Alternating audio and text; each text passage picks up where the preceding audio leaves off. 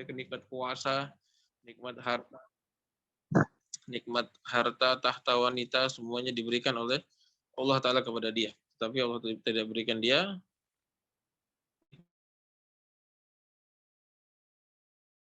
nikmat hidayah. Artinya akhirnya sengsara hidupnya. Namanya Firaun itu ditenggelamkan, sudah masuk ke dalam alam barzakh itu 5.000 tahun yang lalu kira-kira. Kira-kira itu 5.000 tahun yang lalu matinya Firaun. Nah, berapa lama hidupnya Firaun di dunia itu? Hidupnya Firaun di dunia itu tuh ya nggak lebih dari 100 tahun. Tidak lebih dari 100 tahun. Artinya dalam 100 tahun itu dia diharamkan dari nikmat hidayah, akhirnya sudah sampai sekarang, sejak dia mati sampai sekarang 5.000 tahun itu hidupnya sengsara. Naru yu'raduna 'alaiha ghuduwan wa 'ashiyan. Pada pagi dan sore hari itu selalu diperlihatkan neraka. Neraka diperlihatkan kepada Firaun di alam barzakh sana pagi dan sore hari. Itu di alam barzakh. Nah, hari kiamat nanti dimasukkan ke dalam neraka yang sesuai milih sekarang mana yang disuruh milih antara kekuasaan dia dengan hidayah, pasti sekarang dia memilih hidayah. Jadi, tetapi Allah Ta'ala tidak mengizinkan Firaun untuk mendapatkan hidayah di dunia. Akhirnya apa hasilnya? Akhirnya dia bernikmat selama sekitar 5.000 tahun dia diazab. Sejak dia mati sampai sekarang itu sudah 5.000 tahun itu dia diazab. Jadi itu sama sekali bukan sesuatu yang yang seimbang. Ya, nikmat nikmat 100 tahun tapi dibayar dengan azab 5.000 tahun. Itu sangat tidak seimbang. Seandainya nikmat hidup diazab selama 5.000 tahun, kemudian azab itu berhenti 5.000 tahun, maka itu agak lumayan. Tetapi masalahnya ini azabnya Firaun tidak akan berhenti sampai hari kiamat. Yang nanti entah kapan, entah 1 juta tahun yang lalu lagi atau bagaimana, tidak tahu. Yang jelas dia hidup di alam barzakh dia sengsara. Kemudian nanti di hari kiamat nanti lebih sengsara lagi. Itu adalah orang-orang yang diharamkan hidayah. Alhamdulillah ta'ala ya. Allah Azza wa Jalla berikan kita nikmat hidayah ini. Maka ini adalah sebuah karunia yang besar yang patut kita syukuri. Ini salah satu nikmat yang jarang disyukuri adalah nikmat hidayah. Nikmat makan dan nikmat minum itu, nikmat harta itu lebih sering disyukuri. Kenapa? Karena terasa nikmatnya. Terasa sekali nikmat dalam fisik. Tapi kalau nikmat hidayah nih, karena banyak yang menyepelekan, karena banyak yang melupakan dan banyak menganggap itu sebagai hal yang biasa, maka jarang disyukuri.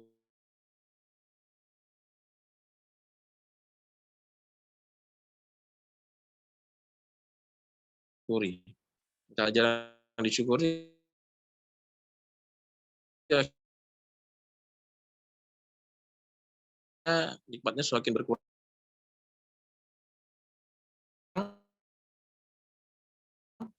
Kan nikmat hidayah ini cara menjaganya. Dan mana kita syukur. Kenapa harus disyukur nikmat hidayah? Supaya pada kita. Allah Ta'ala berfirman, la in syakartum la azidannakum wa in kafartum inna adzabi lasyadid. Syakartum, kalau kalian bersyukur, la azidannakum, aku akan tambahkan nikmatku. Bersyukur dengan nikmat hidayah, Allah tambahkan hidayahnya. Allah sempurnakan hidayahnya.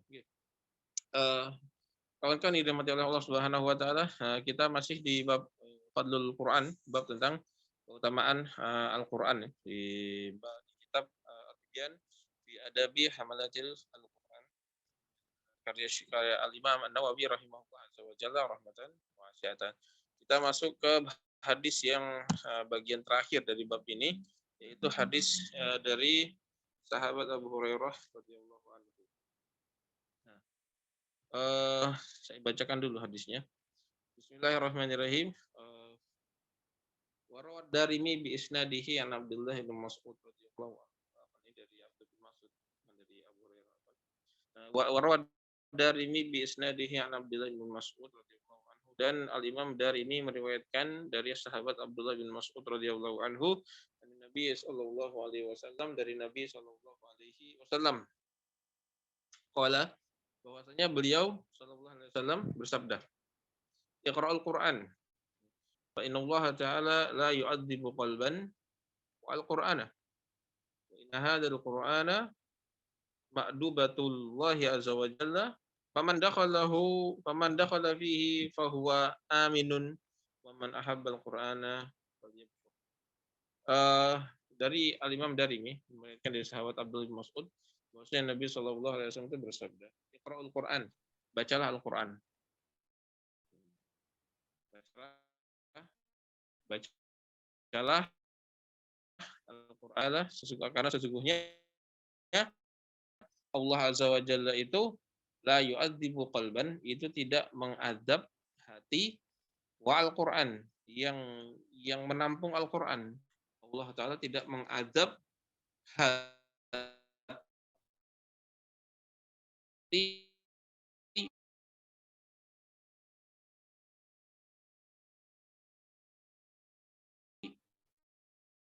yang menampung Al-Qur'an. Fa inna hadzal untuk jangan. Kalau versi kita zaman sekarang itu apa ya, walimah gitu kan. Jadi ada orang bikin makanan banyak, gitu kan. Bikin makanan banyak yang memang sengaja dibikin untuk mengundang makan orang-orang, itu namanya ma'dubah. Ya, ma'dubah itu ya makanan yang disajikan untuk orang-orang banyak. Gitu kan. Dan biasanya enak-enak. Kenapa? Karena orang yang memberikan makanan itu salah satu dan itu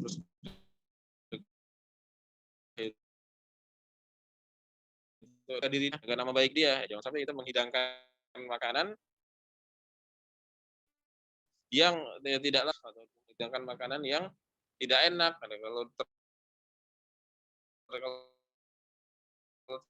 tidak enak nanti akan ma'dubah. Ma'dubah itu adalah undangan makan.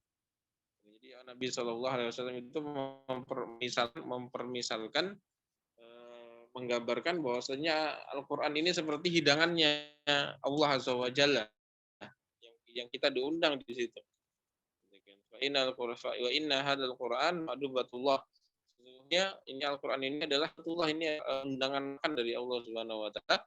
Faman dakhala fihi fahuwa amin. Siapa yang masuk dalam undangan tersebut maka dia aman. Man ahabbal Qur'ana falyabshur, dan maka siapapun orang yang mencintai Al-Qur'an falyabshur, maka hendaknya dia berbahagia. Maka berbahagialah dia. Ya. Jadi kawan-kawan yang dirahmati Allah Subhanahu wa taala, ini adalah hadis terdiri dari beberapa potongan, beberapa frasa, dan mengandung pelajaran-pelajaran yang sangat banyak sekali. Setiap frasa dari hadis ini itu mengandung pelajaran, dan kita akan uraikan satu persatu insya Allah dalam pertemuan kali ini. Kita ulangi lagi. Nabi SAW itu bersabda, Iqra'ul Qur'an, dan bacalah Al-Qur'an, fa inna Allah Ta'ala, karena sesungguhnya Allah Azza wa Jalla itu la yu'adzibu qalban wal Qur'an, karena Allah Ta'ala itu tidak akan mengadab hati yang terisi, yang ditampung, yang menampung apa? Al-Qur'an. Di sini ada perintah untuk membaca Al-Qur'an. Dan kita sudah jelaskan pada pertemuan-pertemuan yang lalu, kalau nggak salah itu pertemuan yang ke-8 kalau nggak salah ya. Lupa saya juga. Kita nanti bisa dicek lagi bahwasanya Al-Qur'an itu, qiraatul Qur'an, membaca Al-Qur'an itu adalah bentuk interaksi kita dengan Al-Qur'an, itu bentuk interaksi yang paling sederhana kita dengan Al-Qur'an adalah dengan membacanya. Karena Allah Azza wa Nabi SAW menyuruh kita untuk berinteraksi dengan Al-Qur'an. Dan dalam sabdanya, Iqra'ul Qur'an fa innahu ya'ti syafi'an li ashabihi yaumil qiyamah. Karena Al-Qur'an itu akan memberikan syafaat kepada sahabat-sahabatnya di hari kiamat nanti. Siapa itu dan seseorang itu dikatakan sahabat apabila dia banyak berinteraksi. Apabila dia banyak berinteraksi. Kalau berinteraksinya jarang ya itu nggak sahabat namanya. Kamu kenal dia nggak? Jawabnya, iya, oh itu sahabat saya. Tanya lagi, kapan kamu ketemu sama dia? Oh itu 7 tahun yang lalu. Setelah itu nggak pernah lagi kontak-kontakan. Itu ya, bilangnya sahabat tapi kenalnya 7 tahun yang lalu. Itu kan berarti bukan sahabat. Jadi kenapa udah nggak berinteraksi? Ya sekedar tahu saja, sekedar kenal saja. Sahabat itu apabila interaksinya intens. Tiap hari ketemu, tiap hari berinteraksi, itu sahabat. Nah, sahabat Al-Quran itu siapa? Orang-orang yang berinteraksi dengan Al-Quran. Entah itu interaksi harian, interaksi pekanan. Terus dia berinteraksi dengan Al-Quran. Nah, bentuk interaksi Al-Quran yang paling sederhana apa? Atau yang bisa dikatakan bentuk interaksi dengan Al-Quran yang paling rendah, yang paling sederhana, apa itu? Yaitu membaca Al-Quran. Itu adalah bentuk interaksi yang paling sederhana, yang paling rendah. Jadi ada beberapa macam interaksi dengan Al-Quran. Ada namanya membaca Al-Quran, itu yang paling sederhana. Ada namanya memahami Al-Quran, belajar memahami Al-Quran.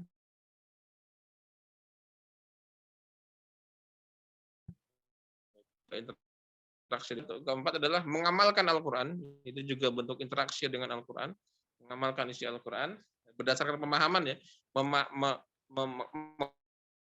Mengamalkan isi Al-Quran berdasarkan apa yang dia pahami dari Al-Quran.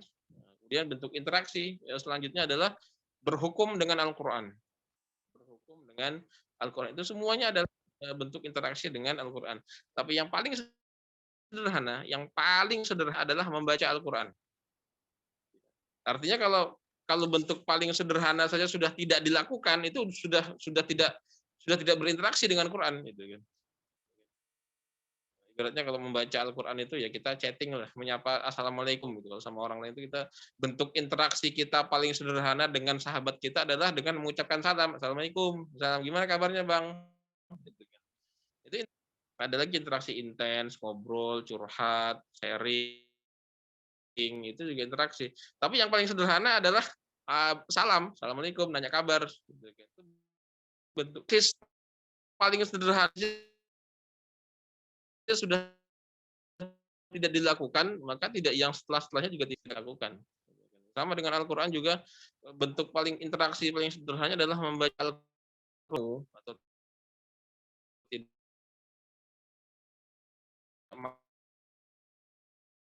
mampu atau tidak mau interaksi jauh sebagai membaca Al-Quran itu adalah bentuk interaksi kita yang paling sederhana dengan Al-Quran adalah secara kita paling mudah, cara mengikat persahabatan paling mudah dengan Al-Quran adalah dengan cara Ustaz, kalau yang belum bisa baca gimana Ustaz? Ya makanya belajar. Makanya untuk kita tuh datang ke sini, mendaftar ke sini, kita belajar Al-Quran dengan cara online, itu tujuannya untuk apa? Untuk bersahabat dengan Quran, untuk menjalin persahabatan yang paling sederhana dengan apa? Dengan Al-Quran. Dengan cara apa? Dengan bacanya. Kita belajar membaca. Barakallahu fikum. Nah, jadi di sini isyarat dari Rasulullah SAW, Iqra'ul Quran, bacalah Al-Quran. Kenapa membaca Al-Quran? Apa fadilahnya membaca Al-Quran? Fadilahnya banyak sekali. Dalam hadis-hadis yang banyak sekali membaca Al-Quran, berinteraksi dengan Al-Quran. Nah, tapi di sini Rasulullah SAW ingin menekankan bahwasanya ada satu fadilah, ada satu keutamaan Al-Quran itu yang tidak ada pada omongan-omongan yang lainnya. Keutamaan kalamullah yang tidak ada pada kalam-kalam yang lainnya. Apa itu? Kata Rasul sallallahu alaihi wasallam, "Fa innallaha la yu'adzibu qalban wa al-Qur'an." Karena bacalah Quran ya, karena Allah taala itu tidak akan mengadab, tidak akan mengadab, tidak akan menyiksa qalban hati wa al-Qur'an yang dia itu menampung Al-Qur'an. Hati yang menampung Al-Qur'an itu tidak akan diazab oleh Allah Subhanahu wa taala. Jadi hati apa namanya Nabi SAW itu mengibaratkan hati ini sebagai wadah. Nah, wadah ini itu akan menampung sesuatu. Maka Nabi SAW mengatakan kalau wadah hati ini itu isinya Al-Qur'an, maka itu dia tidak akan diazab oleh Allah Subhanahu wa taala. Nah, di sini ada beberapa faedah. Yang pertama adalah bahwasanya bahwasanya hati itu adalah wadah. Hati itu adalah diibaratkan sebagai sebuah wadah. Nah, bagaimana cara mengisi wadah ini? Bagaimana cara mengisi wadah ini? Cara mengisi wadah ini adalah dengan cara apa? Dengan apa-apa yang keluar dari lisan kita. Jadi hati ini ya kawan-kawan sekalian, kenapa disebutkan hati itu tidak diazab? Maksudnya tidak diazab itu apa? Maksudnya dia selamat dari azabnya Allah Azza wa Jalla. Hati tidak diazab artinya adalah dia selamat dari azabnya Allah Azza wa Jalla. Ya, akhirnya kalau hatinya tidak diazab, maka semua jasadnya juga selamat dari azab. Semua jasadnya juga selamat dari azab. Karena kalau azab neraka itu yang diincar adalah hati. Gitu. Bagaimana dalam firman Allah Azza wa Jalla di surat Al-Humazah, wailul likulli humazatil lumazah alladzi jama'a malan wa addadah yahsabu anna malahu akhladah. Kalla la yunbadanna fil hutamah wa ma adraka mal hutamah narullahil muqadah. Apa itu hutamah? Hutamah adalah narullahil muqadah. Api Allah taala yang berkobar. Tatali'u 'alal afidah, dan api itu selalu mencari-cari mana hatinya. Mana hati manusia mau dibakar hatinya. Kenapa? Kenapa yang dibakar adalah hatinya? Kenapa yang dibakar adalah hatinya? Karena hati ini itu adalah eh, tempat Allah Taala memandang manusia. Jadi yang dipandang dari manusia ini itu adalah hatinya. Allah Azza wa Jalla ketika menilai manusia itu dengan cara memandang isi hatinya. Isi hatinya ini apa? Kalau isi hatinya itu selain Ta'ala itu akan terancam dengan azab. Nah, maka kalau isi hatinya adalah Allah Azza wa Jalla dan urusan Allah, maka dia akan selamat. Jadi yang dilihat oleh Allah Ta'ala itu adalah isi hati manusia, bukan fisiknya. Dalam hal ini Nabi SAW bersabda dalam sebuah hadis yang diriwayatkan dari Imam Muslim dari sahabat Abu Hurairah radhiyallahu anhu, bahwasanya Nabi SAW bersabda, "Innallaha la yanzuru ila suwarikum wala ila amwalikum walakin yanzuru ila qulubikum wa a'malikum." Nabi SAW bersabda, sesungguhnya Allah Subhanahu wa taala itu tidak melihat kepada suwarikum, kepada wajah-wajah kalian, wala ila amwalikum. Allah taala tidak melihat kepada harta-harta kalian. Itu urusan-urusan fisik itu enggak Allah taala enggak peduli. Allah taala yanzuru ila suwarikum, tidak melihat kepada rupa-rupa kalian, mana rupa yang ganteng, yang cantik, yang agak ganteng, yang agak cantik, atau yang tidak ganteng, tidak cantik. Itu semua di mata Allah Ta'ala sama semuanya.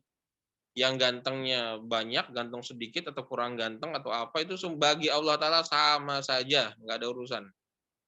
Mau yang skincare-nya murahan, skincare mahal, mau yang apa, mau yang nggak pakai skincare, itu bagi Allah Taala semua sama saja, nggak ada urusan, nggak ada perbedaan.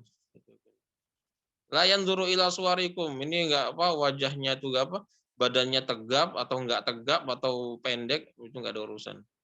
badannya itu kurus, gemuk, atau setengah setengah kurus, setengah gemuk, nggak ada urusan. Itu di sisi Allah Ta'ala semuanya sama. Innallaha la yanzuru ila suwarikum. Allah Ta'ala tidak melihat kepada rupa-rupa kalian. Wala ila amwalikum. Dan Allah tidak melihat kepada harta-harta kalian. Bagi Allah Azza wa Jalla, orang naik Mercy sama naik bemo sama. Nggak ada bedanya. Nggak ada urusannya. Bagi Allah Ta'ala itu mau orang pakai HP mereknya Xiaomi, Vivo, atau iPhone, itu bagi Allah Ta'ala sama saja. Nggak ada urusan. Sama saja di mata Allah Azza wa Jalla. Innallaha la yanzuru ila amwalikum. Tidak melihat kepada harta-harta kalian. Walakin yanzuru ila qulubikum. Tetapi Allah Ta'ala yang melihat kepada hati-hati kalian. Wa amalikum. Dan Allah Ta'ala melihat kepada amal-amal kalian. Jadi kalau kita ingin diperhatikan oleh Allah Azza wa Jalla, kita mau cari perhatian kepada Allah Azza wa Jalla, maka yang kita perbaiki apa? Yang kita perbaiki adalah hati kita. Kenapa? Karena itu yang dilihat oleh Allah Azza wa Jalla. Yang ditonton, yang diperhatikan, yang di bahasa orang Jawa itu yang dipentelengi oleh Allah Azza wa Jalla itu apa? Hati. Isinya tuh hatinya isinya apa? Itu yang diperhatikan adalah hatinya. Itu yang pertama. Yang kedua yang diperhatikan adalah amalannya. Amalannya tuh gimana? Itu yang diperhatikan oleh Allah Subhanahu wa Ta'ala. Makanya kalau ada orang mau cari perhatian kepada Allah, mau caper, mau cari perhatian supaya disayang Allah, supaya dicintai oleh Allah, supaya selamat di dunia dan di akhirat, berada di sisinya Allah Azza wa Jalla, maka yang harus dilakukan adalah memperbaiki apa? Memperbaiki baju? Bukan. Memperbaiki rupa, wajah, pakai skincare yang bagus? Bukan juga. Itu salah alamat itu. Terus gimana kalau mau disayang Allah, cari perhatian kepada Allah? Jawabannya adalah dengan cara memperbaiki isi hati dan memperbaiki amalan. Kenapa harus memperbaiki isi hati dan memperbaiki amalan? Karena dua hal itulah yang akan diperhatikan oleh Allah Azza wa Jalla. Itu kalau kita mau cari perhatian kepada Allah. Itu memperbaiki wajah, memperbaiki harta, memperbaiki baju, memperbaiki yang zahir-zahir, yang fisik diperbaiki. Tetapi nggak memperbaiki hati, nggak memperbaiki amalan. Kenapa banyak manusia seperti itu? Kenapa? Karena mereka itu sedang tidak cari muka kepada Allah, tapi cari muka kepada siapa? Kepada manusia. Jadi mereka cari muka kepada manusia. Sehingga mereka sibuk perbaiki wajah, permak wajah, entah di laser lah, di setrika lah. Maksudnya yang skincare itu ada yang di setrika, ada yang di laser, ada yang ditembak, ada yang dikencengin, ada yang di plastik, ada yang di laminating, macam-macam lah itu. Itu semuanya kenapa? Kenapa semuanya itu? Itu semuanya untuk cari perhatian kepada siapa? Kepada manusia. Perbaiki harta, perbaiki rumah, perbaiki mobil, gitu kan. Itu untuk cari perhatian kepada siapa? Pada manusia. Makanya yang banyak orang-orang banyak yang mencari perhatian kepada manusia, akhirnya sibuk memperbaiki harta dan juga wajah mereka. Kenapa? Yang dilihat oleh manusia adalah wajah dan rupa manusia yang lain. Ya, manusia itu kalau melihat orang lain, yang dilihat apa? Wajah dan hartanya, gitu kan. Gimana tampangnya, gimana bentuknya, cantik apa enggak, ganteng apa enggak, dan dilihat hartanya, gitu kan. Dia datang pakai mobil apa, pakai baju apa, jamnya mereknya apa, gitu. Makanya manusia itu kalau melihat kepada yang zahir, akhirnya orang yang mau cari perhatian kepada manusia sibuk memperbaiki apa? Memperbaiki rupa dan memperbaiki harta.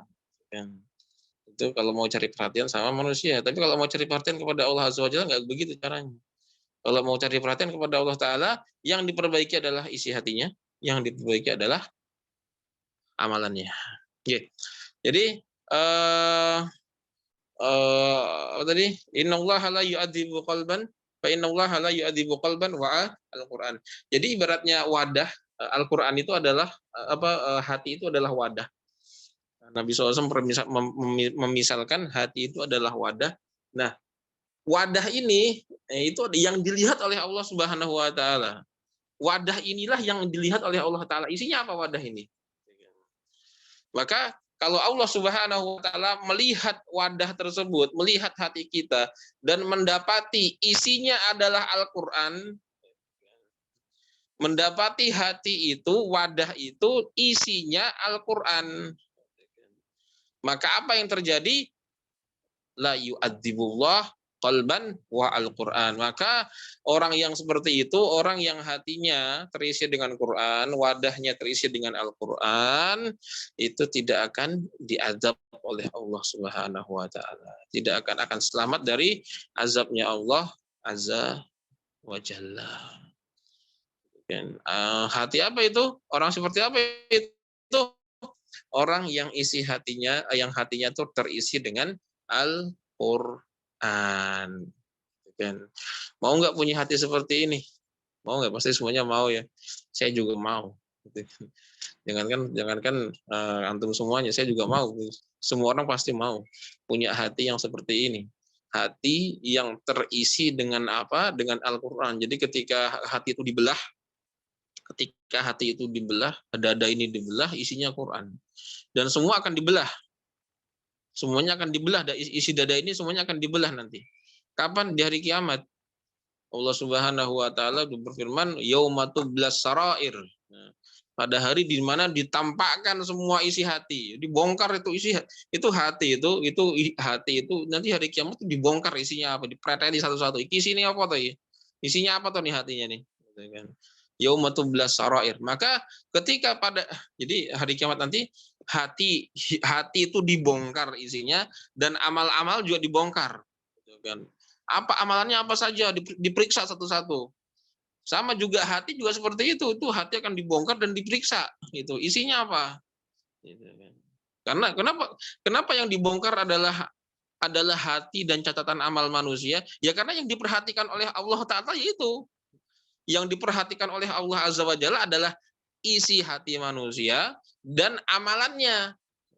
Maka hari kiamat nanti yang diperiksa, yang dibongkar adalah pertama hati manusia, yaumatublas sarair, hati di mana semua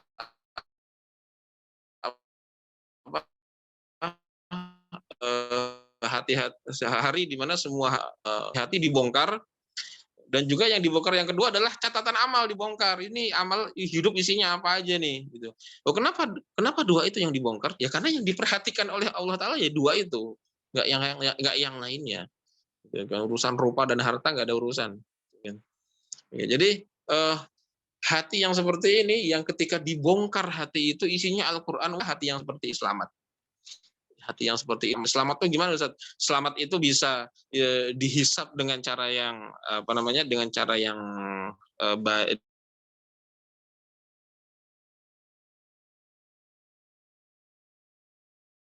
Dan kitab al-aqidah itu namanya al-ard. Al-ard artinya menampakkan dosa kemudian diampuni. Dengan cara Allah Ta'ala tidak menghisapnya. Masuk surga tanpa hisap. Jadi ada yang selamat itu gimana? Selamat itu artinya dia bisa masuk surga dengan hisap yang mudah. Yang kedua dia bisa masuk surga tanpa hisap. Semoga Allah Ta'ala mudahkan kita untuk hal tersebut. Amin ya rabbal alamin. Jadi innallaha la yu'adzibu qalban wa al-Qur'an. Allah Ta'ala tidak mengazab hati yang isinya adalah Al-Qur'an. Jadi mau punya hati seperti mau, saya pun juga mau. Pertanyaannya bagaimana caranya? Jadi bagaimana caranya hati ini bisa terisi dengan Al-Quran sehingga kalau dibongkar tuh hati ini isinya Quran. Sehingga kalau dibongkar hati ini itu isinya adalah apa? Isinya adalah Al-Quran. Bagaimana caranya? Ya, jawabannya adalah pada hadis tersebut juga sudah ada jawabannya. Apa? Kita ulangi lagi hadisnya. Iqra'ul Quran, bacalah Al-Quran, fa innallaha ta'ala, karena sesungguhnya Allah Ta'ala la yu'adzibu qalban, tidak mengadab hati, wa Al-Quran, yang memahami, yang tidak mengadab hati. Jadi bagaimana cara mengisi hati dengan Al-Quran? itu dalam hadis tersebut sudah ada jawabannya. Apa itu? Iqra'ul Quran. Bacalah Al-Quran. Jadi cara mengisi hati dengan Al-Quran, supaya hati itu terisi dengan Al-Quran. Bagaimana caranya? Caranya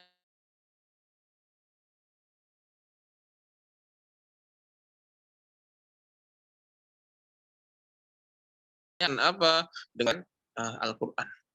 Jadi kalau jemaah yang dirahmati Allah Subhanahu Wa Taala, para ulama mengatakan bahwasanya pintu hati itu ada 3. Pintu hati itu ada 3. Jadi kan ini kan hati itu kan ada apa? Di sini, hati kita di sini. Nah,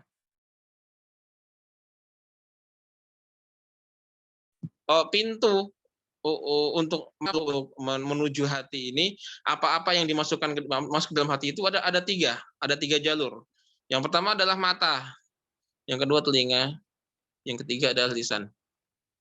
Itu adalah semuanya adalah madakhilul qalbi, gitu kan. Mawaridul qalbi itu semuanya adalah jalur-jalur yang menuju hati. Artinya apapun sesuatu yang kita lihat, informasi apapun yang kita lihat itu akan masuk ke dalam hati.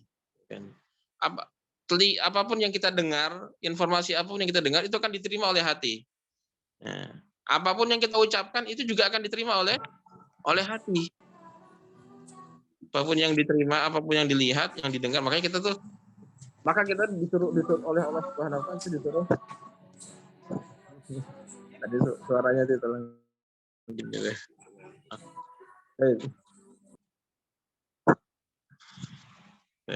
Barakallahu fiik. Tadi lupa tadi jadinya. Apa tadi? Madakhilul qalbi itu 3. Pintu masuk ke dalam hati itu ada 3. Yang pertama adalah mata, yang kedua adalah telinga, yang ketiga adalah lisan. Makanya kita tuh disuruh untuk godul bas, supaya yang masuk ke dalam hati itu yang baik-baik, gitu kan. Karena kalau sudah keluar dari sudah masuk ke dalam hati ini sesuatu yang jelek, ya nanti isi hati juga ikut jelek. Kenapa kita disuruh menjaga telinga? Dengarkan yang baik-baik. Kenapa? Supaya yang masuk ke dalam hati itu adalah hal-hal yang baik. Kayak gibah-gibah nggak usah dimasukin, nggak usah didengarkan. Kenapa? Nanti akan masuk dalam hati, menimbulkan kebencian, hati jadi kotor. Infotainment itu nggak usah didengerin itu bikin hati jadi kotor itu. Bikin rusak hati, rusak kehidupan, rusak amalan juga. Apalagi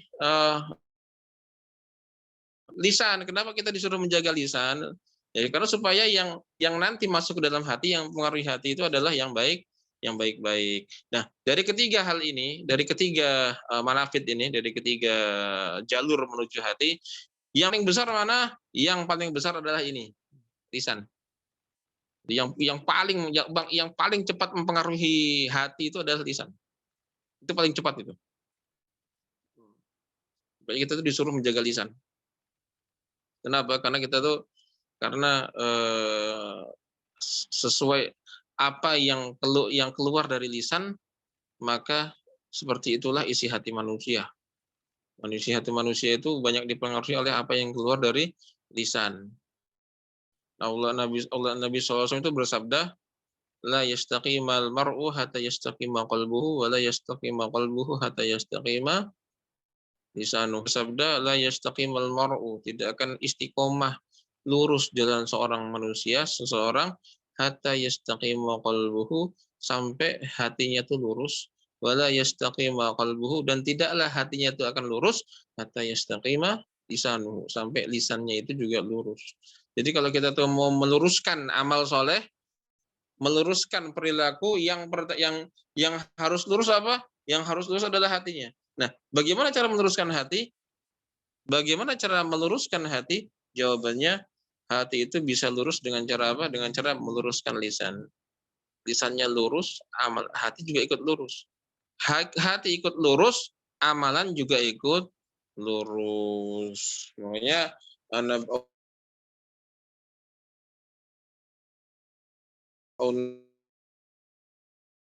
Allah Azza wa Jalla mengajak kepada amal soleh, akan membuat amalan menjadi saleh.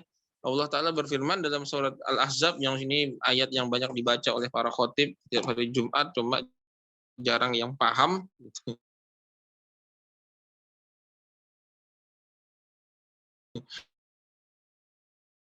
Apa kata Allah Azza wa Jalla? Orang yang bertakwalah sudah.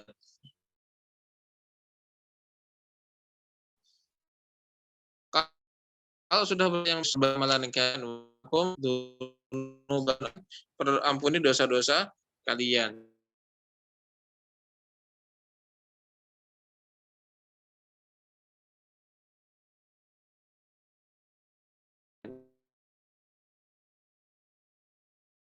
Jadi dosa diampuni, berisi dengan Al-Quran, dan selamat adalah jawabannya adalah banyak membaca Al-Quran. Karena ketika seseorang itu membaca Al-Quran, itu ketiga pintu hati ini semuanya itu bereaksi. Semuanya itu terisi dengan Bismillahirrahmanirrahim. Mata melihat mushaf. Mata melihat mushaf.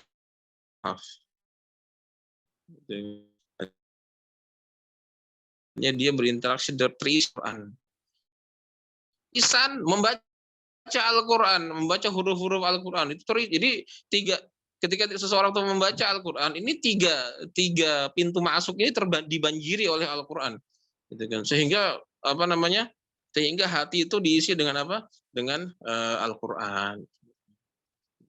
Ya, tentu saja dengan istiqomah membacanya terus-menerus setiap hari, gitu kan.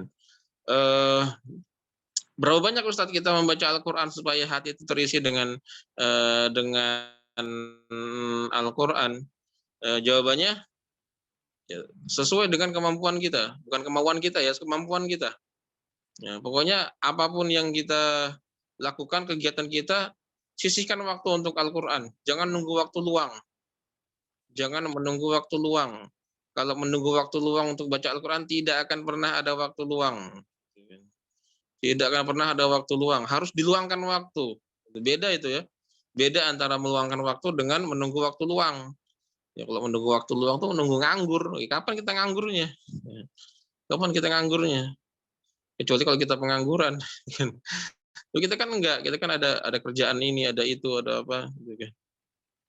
Jadi harus meluangkan waktu untuk membaca Al-Quran. Satu hari itu banyak makin. Jadi kita isi hari-hari kita dengan membaca Al-Quran supaya apa? Supaya hati ini terisi dengan Al-Quran. Kenapa hati ini itu tidak terisi dengan Al-Quran? Karena kita hari-hari disibukkan dengan selain Al-Quran. Sehingga hati ini terisi dengan hal-hal selain Al-Quran. Ada orang yang isi hatinya duit. Nah, waktu itu ada orang isi hatinya itu duit. Itu dibongkar hari kiamat nanti itu. Isinya duit semua itu. Duit. Kenapa isi hatinya duit? Kenapa ada orang isi hatinya itu duit? Kenapa? Karena itu orang sejak pagi buka mata, sampai dia merem lagi, itu yang dipikirin duit. Ngomongnya urusan duit. Matanya ngelihat ke duit. Yang didengerin urusannya duit. Dengerin ceramah urusannya duit. Dengerin apa namanya itu YouTube urusan duit. Jadi duit dan duit, gitu kan. Akhirnya ketika kalau nanti hari kiamat dibongkar itu apa namanya, hatinya isinya duit semuanya. Ya duit. Jadi yang paling penting adalah duit. Orang tuh kalau sudah hatinya terisi dengan duit, itu nanti pas sakaratul maut yang disebutin apa? Duit juga. Disebutin duit. Sehingga nanti kalau hari kiamat itu dibongkar hatinya isinya duit. Ada orang yang hatinya itu terisi dengan musik. Ada. Entah ada entah banyak, pokoknya ada lah. Gitu kan. Kenapa ada orang isi hatinya tuh musik? Kenapa? Karena dia sejak dari pagi melek sampai tidur lagi musik terus yang didengarkan dan dinikmati musik, kan? Musik dangdut lah, musik apa lah, kan? Pokoknya musik gitu. Akhirnya dari pagi musik, siangnya kalau nggak musik itu nggak enak hatinya. Kalau malam juga musik, sampai tidur juga pakai musik, akhirnya hatinya terisi dengan musik, penuh dengan musik. Sehingga bahkan ketika sakaratul maut itu, ketika sakaratul maut, yang keluar dari lisan dia adalah apa? Adalah musik. Kan. Hari kiamat nanti kalau dibongkar isi hatinya, isinya musik semuanya. Kan. Kenapa? Ya, karena hati di dunia itu, ketika dia di dunia itu diisi dengan hari-hari dengan musik, Kan. Ada ya macam-macam lah, isi hati manusia itu macam-macam. Isi hati manusia itu macam-macam. Bagaimana hati manusia bisa terisi dengan aktivitas yang dilakukan, apa yang dia lihat, apa yang dia dengar, apa yang dia ucapkan, apa yang dia pikirkan, itu semuanya masuk ke dalam hati. Dengan cara itulah hati itu terisi dengan apa yang kita isi, apa yang kita lakukan. Kalau naudzubillah hari-hari terisi dengan hari-hari terisi dengan dunia, ya dunia, isi hati dunia. Isi hati yang diisi dengan musik, ya musik isi hatinya. Ya, tiap hari interaksi dengan perempuan, ada orang yang isi hati itu perempuan, isi hati itu cewek, gitu kan, playboy, gitu kan. Pagi-pagi, pokoknya udah dari pagi sampai sore itu isunya urusan cewek semuanya. Ya, bahkan kalau pas dia meninggal pun juga itu yang disebutin nama-nama cewek gitu. Itu kok dibongkar isi hatinya cewek semua isinya.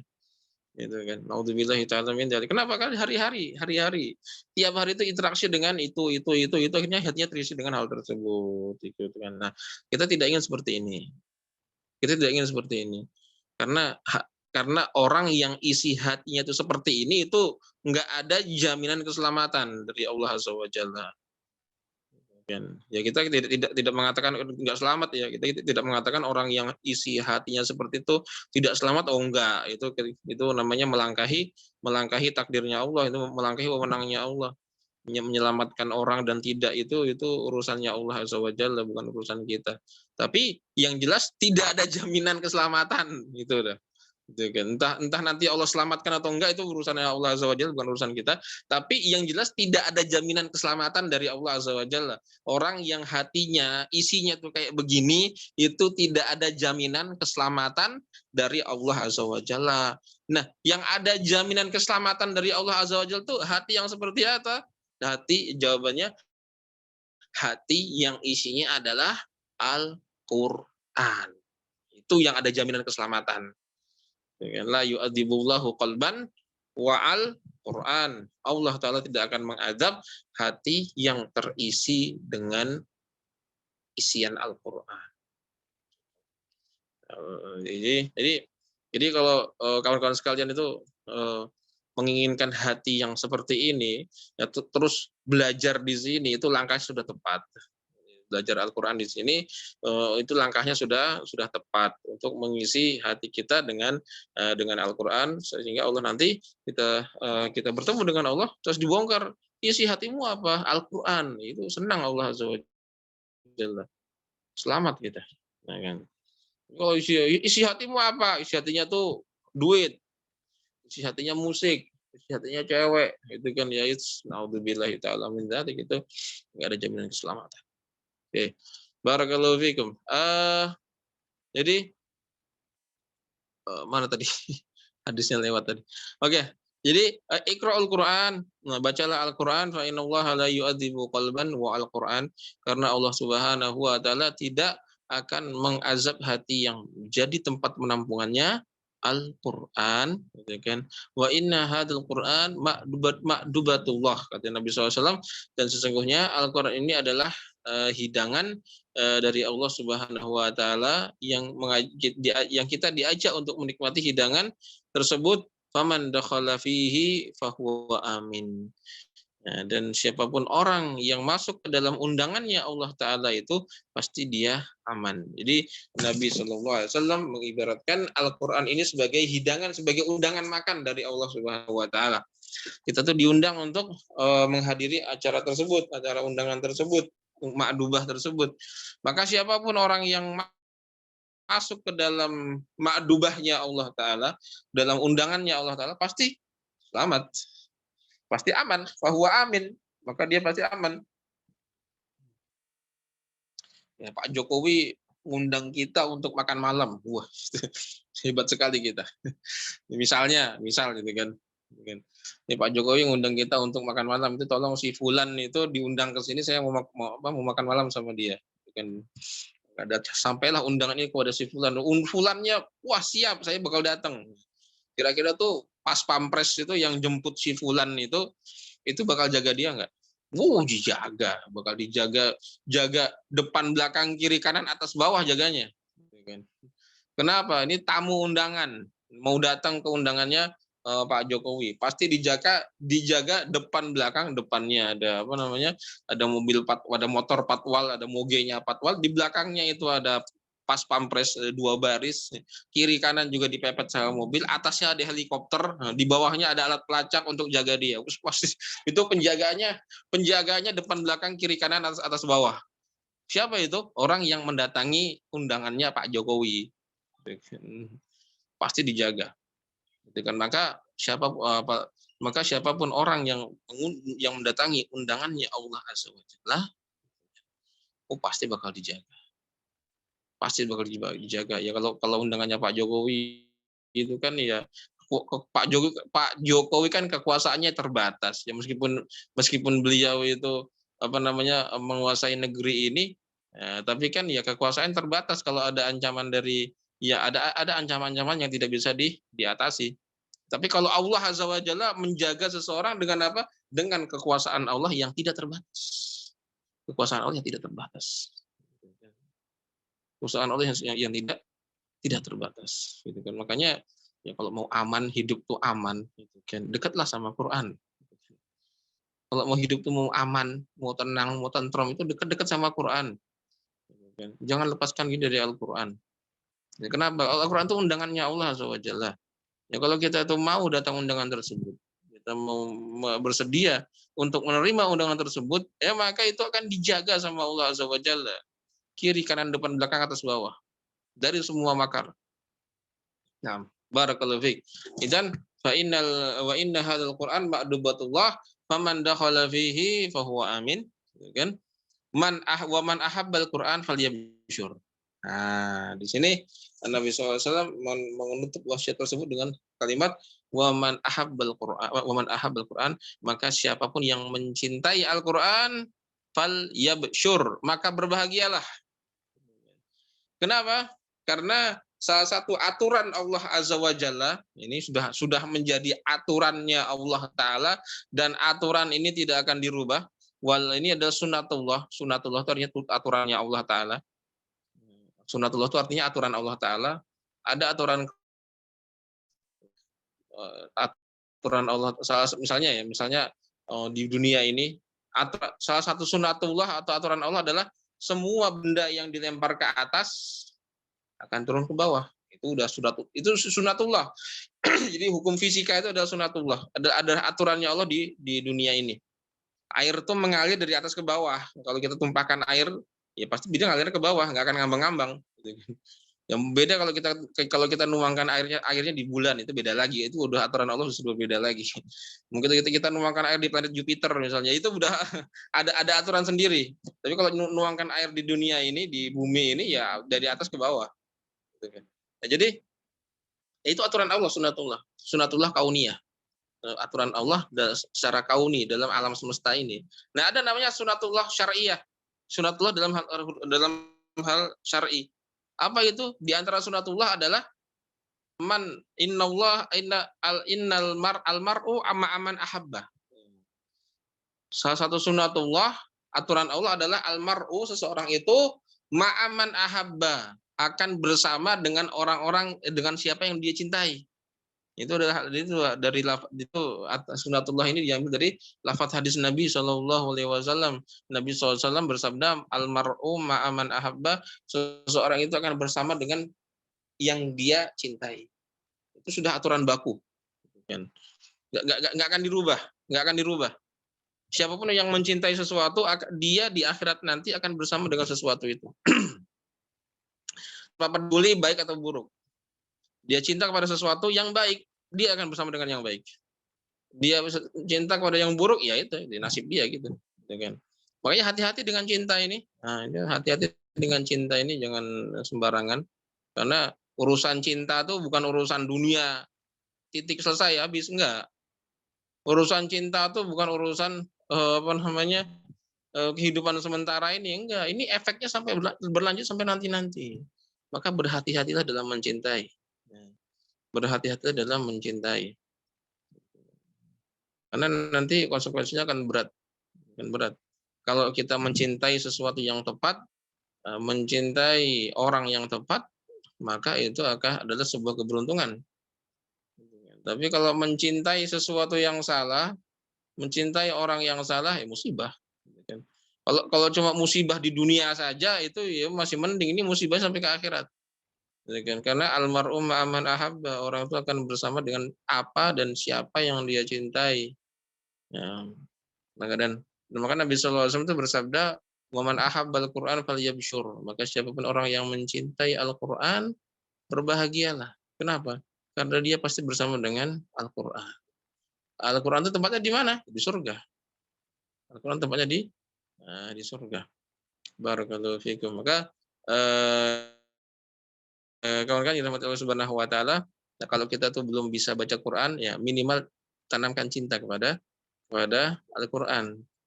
Apa buktinya kita cinta kepada Al-Qur'an? Buktinya adalah kita belajar membaca Al-Qur'an, itu bukti cinta. Sekali lagi, kalau kita belum bisa baca Quran, belum bisa berinteraksi dengan Al-Quran, maka minimal kita harus cinta kepada Al-Quran. Nggak bisa baca, minimal cinta. Orang-orang cinta itu pasti beruntung dengan Al-Quran. Nah, apa bukti cintanya? Apa bukti cintanya? Apa sekedar busa-busa, bual-bual mulut, saya cinta Quran, gitu kan? Enggak, gitu kan? Cinta itu butuh pembuktian. Cinta itu butuh pembuktian. Apa buktinya kita cinta kepada Al-Quran? Buktinya adalah kita belajar membaca Al-Quran. Nah, itu satu bukti utamanya. Kalau ada orang aku cinta Quran, belum bisa baca Quran, dan dia tidak mau belajar baca Quran, itu cintanya cinta palsu. Cinta bertepuk sebelah tangan, nggak ada manfaatnya nanti. Ya kan? Ya. Barakallahu fiikum. Jazakallahu khairan. Ini sudah jam 9, kurang 2 menit. Kita cukupkan sampai di sini pertemuan kita kali ini. Dan Anda kembalikan kepada Ustadz Muhammad Abduh. Kalau ada pertanyaan silakan. Wallahu taala alam bisawab. Oke, silakan. Terakhir kalau ada yang mau bertanya langsung di via chat boleh, atau langsung buka mic. Kita berikan kesempatan. Siapapun yang mau bertanya tentang materi di malam hari ini.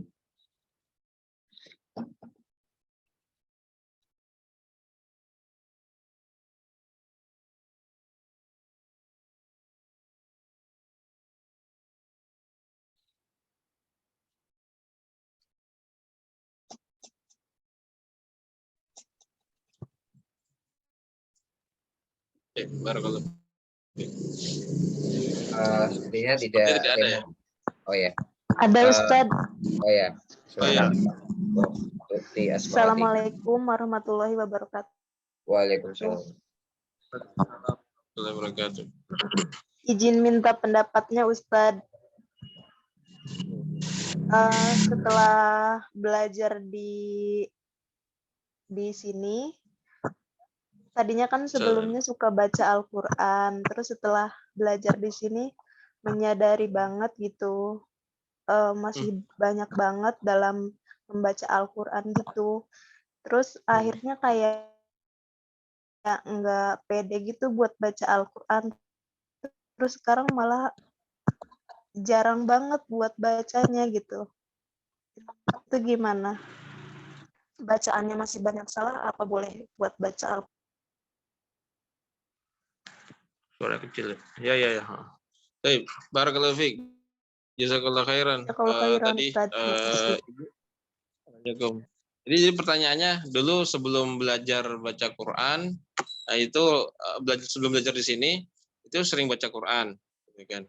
Tapi setelah belajar di sini, akhirnya tahu banyak kesalahan, banyak kesalahan bacaan Qurannya. Nah, akhirnya karena tahu bacanya banyak yang salah, nah, akhirnya jadi malas baca Quran, gitu kan. Kenapa? Karena dia tahu itu adalah bacaan Quran yang sebelumnya itu adalah bacaan Quran yang salah. Sehingga ketika sudah belajar di sini, kok banyak yang salah ini, jadi malas baca Quran. Nah, barakallahu fikum. Bukan malas Jadi sih Ustadz jadi kayak kurang pede gitu, takut. kurang pede. Barakallahu fikum. Jazakallahu khair. Nah, jadi ini buat kita semuanya juga. Yang pertama kali kawan-kawan sekalian yang kita harus tanamkan ketika membaca Al-Qur'an, ketika belajar Quran adalah keikhlasan. Jadi kita harus ikhlas pada Allah Subhanahu wa taala, itu bukan untuk apapun, bukan untuk siapapun, dan juga bukan untuk diri kita. Tapi murni kita mau mendekatkan diri kita kepada Allah Subhanahu wa taala. Jadi niat belajar Al-Qur'an yang paling utama yang tidak boleh ditinggalkan adalah kita punya niat untuk mendekatkan diri kepada Allah taala dengan apa? Dengan bacaan Quran ini. Titik. Jadi kalau niat ini salah, nanti langkah juga ikut salah. Harus diperbaiki niat ini. Jangan ada niat untuk cari nama. Jangan ada niat untuk membuat orang lain ridho, dan jangan ada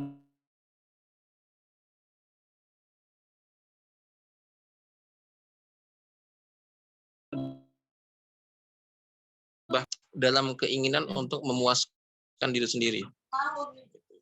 Itu salah.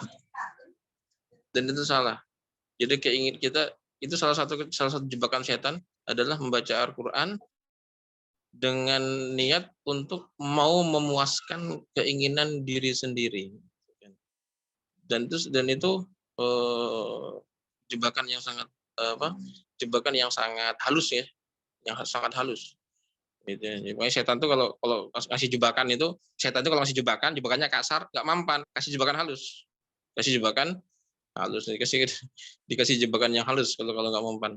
Jadi salah satu jebakan halus adalah ketika kita berniat membaca Quran untuk memuaskan diri sendiri.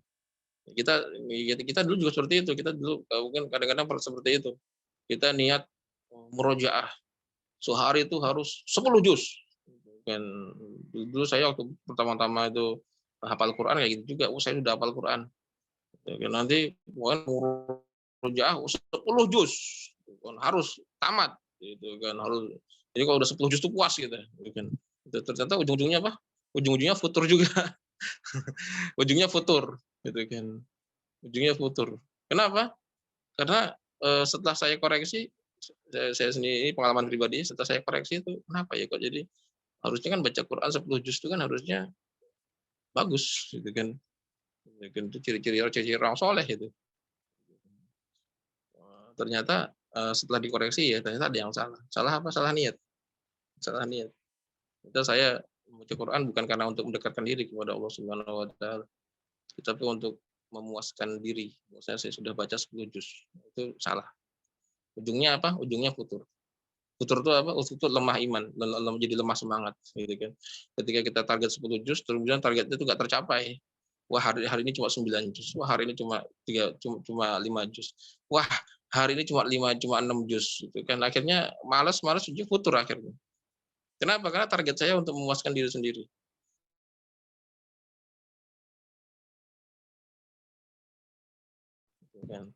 Apapun yang kita baca, itu adalah yang kita bagi. Ya itu adalah yang Allah bagi kepada kita. Apapun yang kita baca, itu adalah yang Allah, itu adalah rezeki yang Allah Taala bagi kepada kita. Ya saya hari ini bisa baca cuma 3 juz, berarti ya rezeki Allah Taala kepada saya dari pahala dia baca 3 juz, jadi yang ini diterimalah itu. Gitu kan. Ya sama kayak kita belajar Al-Qur'an ini, gitu kan. Kadang kita banyak yang salah ya. Itu dikhawatirkan itu selama ini membaca Quran untuk memuaskan diri sendiri, bukan untuk mendekatkan diri kepada Allah Subhanahu wa taala. Karena harusnya kalau kita tahu bacaan kita salah dan diperbaiki oleh orang lain, harusnya kita berterima kasih. Kenapa? Oh, karena ternyata jalan saya selama ini salah. Kita tuh sudah diluruskan sama orang ini benar. Oh, terima kasih, Pak. Jadi makin semangat. Gitu. Kita mau ke mana? Ke Jakarta gitu kan. Mau ketemu sama apa namanya? Anak kita yang sudah lama nggak ketemu gitu kan. Itu terus kita malah dari Semarang, saya dari Solo, kita dari Solo ke Semarang, harusnya kan ke arah barat, ini ke arah timur. Ke arah Blora, ke arah mana? Ke arah Pati sana, kampungnya Ustaz Abdul. Jadi kan kemudian ada yang apa namanya? Ada yang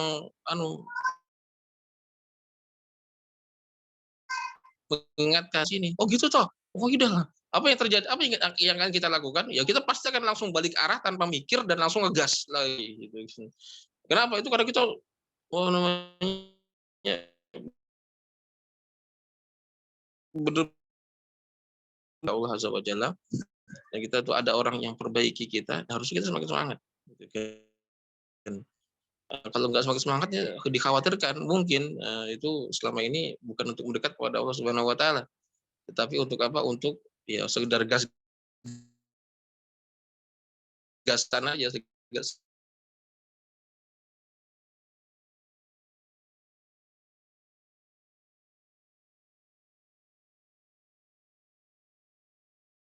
Sekedar ngegas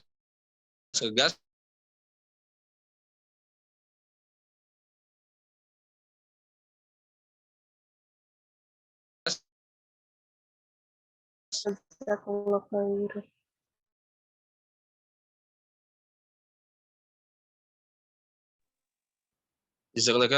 mungkin sudah tidak ada lagi Ustaz Abdul ya. Anda Oke, kembalikan kepada Ustaz. baik. Karena tidak ada pertanyaan lagi, kita cukupkan sampai di sini. Terakhir, kata penutup dari Ana, jazakumullah khairan, khusus untuk Ustadz Rizky Narendra LC yang telah bersedia menjadi materi pada malam hari ini, dan insya Allah pada sesi-sesi berikutnya. Kemudian barakallahu fikum pada semua peserta yang sudah mengikuti kajian pada malam hari ini. Semoga kajian malam ini dan kajian-kajian sebelumnya atau setelah ini insya Allah itu bisa menjadi penyemangat untuk kembali untuk belajar, untuk mentadaburi ya firman-firman Allah, dan juga semoga Anda mendapatkan insight-insight baru dan pengetahuan-pengetahuan baru dari kajian pada malam hari ini atau malam-malam sebelumnya atau insya Allah malam-malam setelahnya ya. Dan semoga antum yang di sini semuanya ya, dan peserta lain yang mungkin gak ikut bisa istiqomah dan bisa mengikuti sesi-sesi secara langsung ya, secara langsung di sesi-sesi berikutnya pada bulan-bulan selanjutnya ya, karena sesi secara langsung itu lebih apa ya, lebih efektif lah ketimbang antum menonton rekaman gitu. Meskipun ini ada rekamannya, tapi lebih afdol, itu lebih bagus antum mengikuti secara langsung seperti ini. Oke, itu saja dari Ana. Mungkin kita akhiri, sudah malam ya, kita langsung akhiri saja dengan doa majelis. Assalamualaikum warahmatullahi wabarakatuh. Waalaikumsalam warahmatullahi Barakallahu wabarakatuh. Oke, barakallahu semuanya. Silakan boleh live. Yeah.